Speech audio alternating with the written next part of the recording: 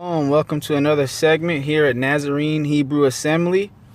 This segment, I just wanted to touch on this because I came across it's something on YouTube. It goes by the name of the Bible Project, and I noticed here that these is produced by two Gentile brothers, and they're being very honest and forthcoming in this presentation of the ancient Hebrews of antiquity, or the ancient, authentic original Jew.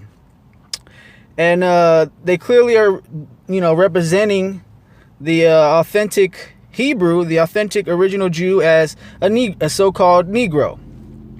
You can clearly see the name of their video on YouTube for this particular video is The Bible as Jewish Meditation Literature. I will be dropping the link to this video in the description down below so you can check it out on your own without my commentary. So yeah, like I said, it's produced by two Gentile brothers in Christ. They're being very honest and forthcoming in this presentation of the original authentic Hebrew, the original authentic Jew, the ethnic Jew, if you will. And without further ado, let's get into this. Writings from this place and time. So each time period and culture produces its own unique kind of literature. And in order to read the Bible well, we need to keep in mind that it comes from this part of the world and was produced in this basic period. Okay, here we go. Let's stop right here. So right there, these are ethnic representation, if you will, of the original ethnic Hebrews. Okay, from the land of Israel, the authentic original Jew, if you will. And if you look to your right, you can clearly see the woman. Look at her nose. Okay, look. You can clearly see that they're dark brown skin. Okay, and it's funny that in America, the so-called African American, they call us black, but in actuality, we're various hues of brown. Okay, and of course, the melanin in our skin, when we're exposed to extraordinary amounts of sunlight, the way our melanin reacts is it gets darker. So but like I said, we're various hues of brown. So like I said, you can clearly see here on the right a Hebrew man, an Israelite, if you will, of antiquity he's depicting, and you can clearly see they're dark brown. You can see the nose, and you can clearly see. So it's very interesting. And in their hand, they're holding what it says in Hebrew, reads from the right to the left. That's Torah. And as you can see the Tav, the Wa, the Resh, the Hey, Torah. Okay, but let's continue. Period of time.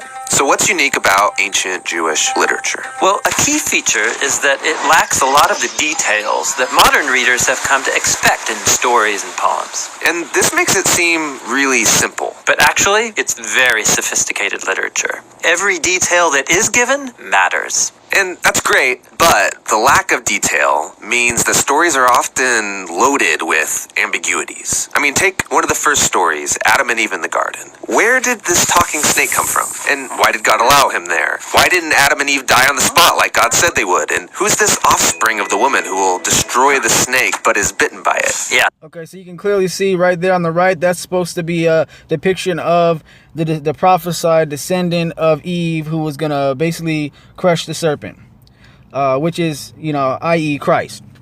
But let's continue. So many puzzles in this story. And some of these are questions that we have and that are not important to what the author is focusing on. But some of these ambiguities are intentional. Intentional? Won't that lead to bad interpretations, people filling in the gaps with their own answers? Well, that's a risk the biblical authors took in writing this way. We all tend to impose our own cultural assumptions onto the Bible. Right there, look at that. See how Adam and Eve look on the left? He said they seem to impose their own interpretation of the Bible. Look on the left how Adam and Eve changed. Watch. Bible, but they apparently thought the risk was worth it. These oddities are really invitations into an adventure of reading and discovery. What do you mean? Well, for example, the strange promise about the offspring of the woman crushing and being bitten by the snake. That word offspring is a clue to pay attention to genealogies, which, lo and behold, run all through the biblical. Okay, he says, pay attention to genealogy, which runs throughout the whole Bible. On the left, that's, I believe, supposed to be a representation of Moshe, which you can see his woolly hair right there, his dark brown skin.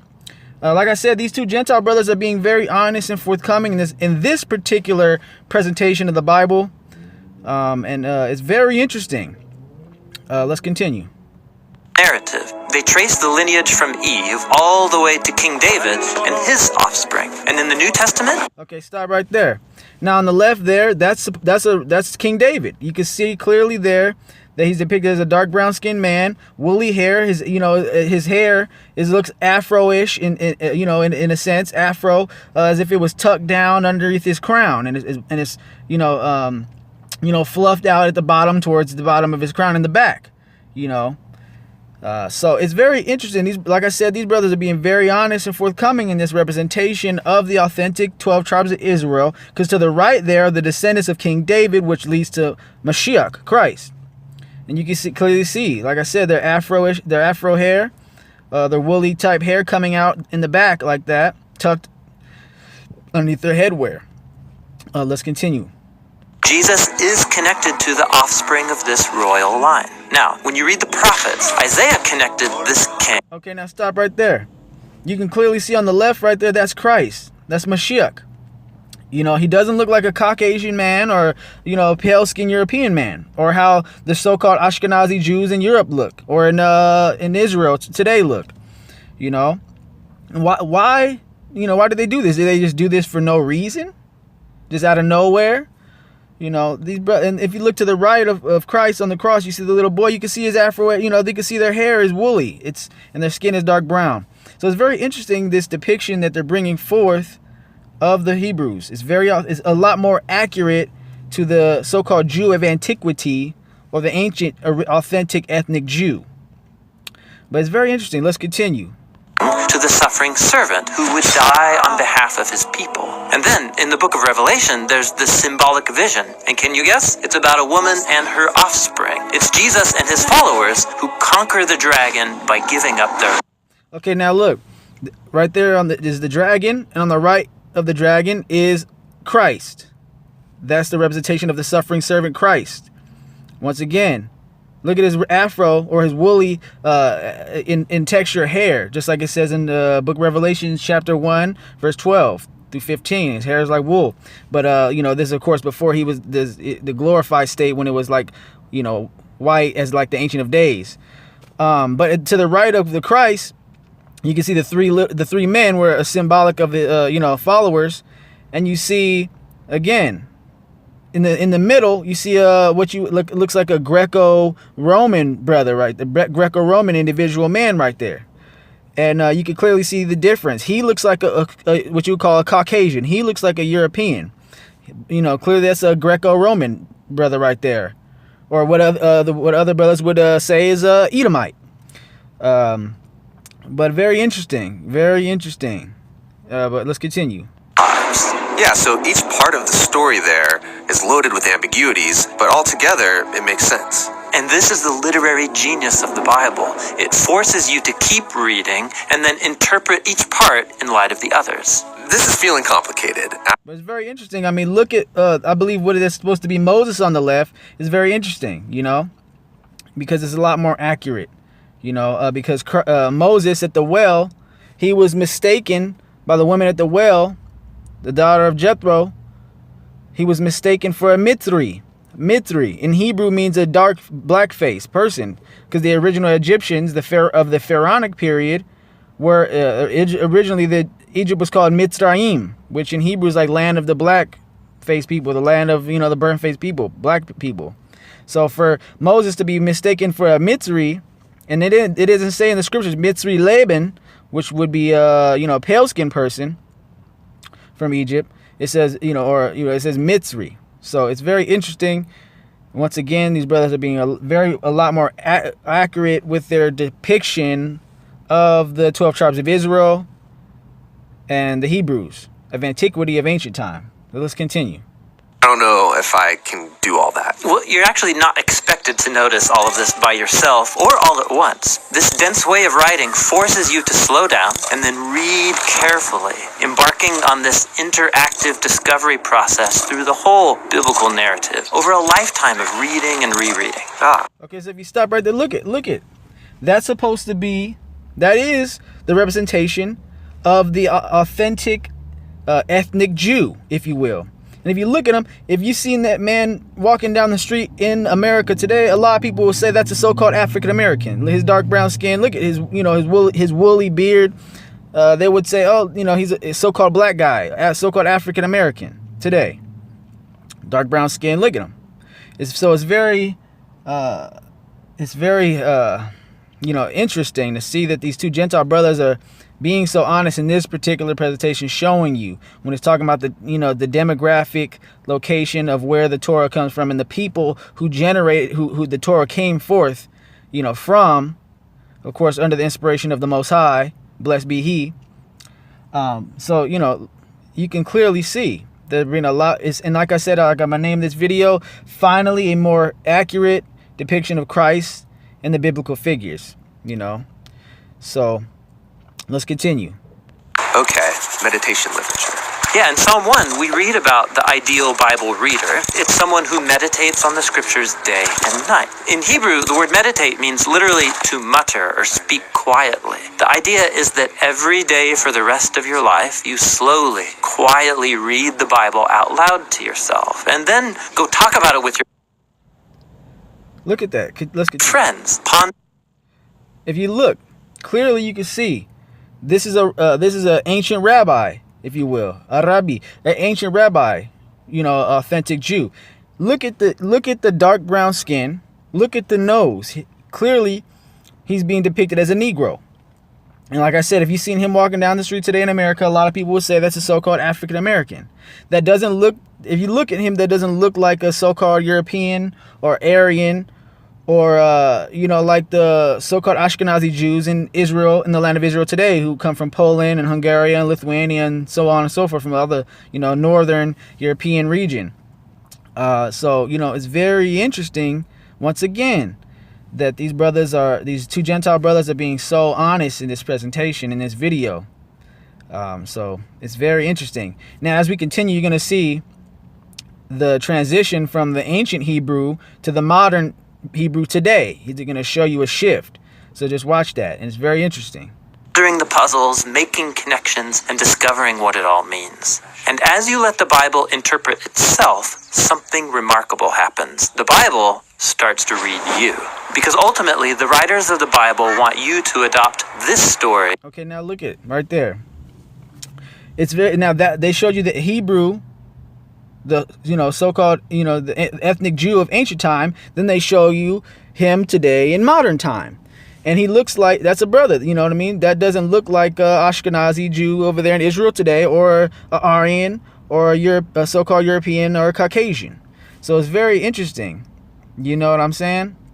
And he almost looks like Ethiopian right there, which is interesting because the ancient nations of antiquity, of ancient times, were under the belief that the Israelites, the Hebrew Israelites, were of the progeny of the Ethiopians, or they believed that they were Ethiopians. They were in fact a colony or an offshoot of the Ethiopians. And Tacitus wrote of that. And Tacitus is an ancient historian, for those of you who don't know, who was alive at those times. And he accounted that the ancient Israelites looked like Ethiopians, and that many of the ancient nations, they thought that the Israelites were Ethiopians, or that they were of the progeny of Ethiopians, or that they came from, were offshoot, would come from the Ethiopians. And also the Most High himself in the book of Amos, chapter 9, verse 7 says that, and I'll just read it real fast. It says, "Are ye not as the children of the Kushyim unto me, O children of Israel, O children of Yasharal? Says Yah, have I not brought you up, O Yasharal, out of the land of Mitzrayim?" Okay, now Ethiopian and Kushyim it's interchangeable. And Ethiopia and Kushyim, literally, they both mean black-faced people or dark-skinned people. So it's very interesting, you know what I'm saying? That they're so forthcoming here in this presentation, bringing this truth forth. And this is just to show you that a lot of the nations today are waking up about who the Hebrews were and what they looked like in ancient times. Even the Assyrian reliefs show you that they were Negro in appearance looking people with woolly hair and, Negroid features. So it's very interesting. A lot of the Gentile brothers, and even just nations in general, they already been knowing that, who the Hebrews were and who their descendants are today. And the ones who did know, a lot of them are waking up, you know what I'm saying? With all the technology and tools to research and study history, they're clearly seeing now, who were the Hebrews, what did they look like, and how were they depicted in ancient time, and who are they today? And that the Ashkenazi Jews in Israel today, they look far from that. And they don't appear to be that people in which, so it's very interesting. It's very forthcoming. So, and it's a very beautiful thing, that the truth is ringing out in these last days. You know what I'm saying? So I just had to put this on and kudos to Bible Project on YouTube. I'm going to drop the link to that video down below. Kudos to them for bringing this presentation out so truthfully and a lot closer to the accurate depiction. You know what I'm saying? Because they didn't just do this for no reason. It wasn't just out of nowhere, just for no reason. They put a lot of money and time and research into these presentations. And they have a lot of subscribers on their channel. A lot of people, Christians, even mainstream Christians, follow them and watch their presentations. So it's very interesting, and they didn't just do this for no reason.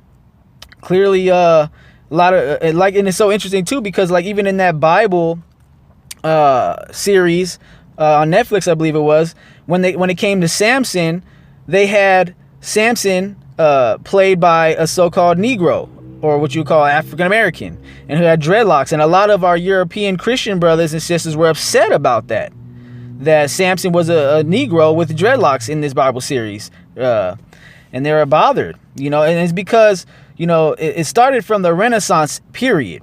Now a lot of our brothers and sisters, or a lot of Christians and people in general, are locked into a Eurocentric paradigm where they can only see Christ as so-called Caucasian or Aryan, with pale skin, looking like he's from the Caucasian, the so-called Caucasian race. So it's just interesting, and like I said, a lot of the nations have been known the truth, and a lot of nations are waking up to the true reality. And at the end of the day, truth is truth, and lie is a lie. We should not be associating lies with the truth in any form or fashion. There's the children of truth, and then there's the children of lies. If the devil is the father of lies, and if these things that have been put forward are lies, we should have nothing to do with them, and we shouldn't associate them with truth at all. So for all the children of truth, no matter what your nationality is, or your color of your skin, or ethnicity, whatever it is, doesn't matter.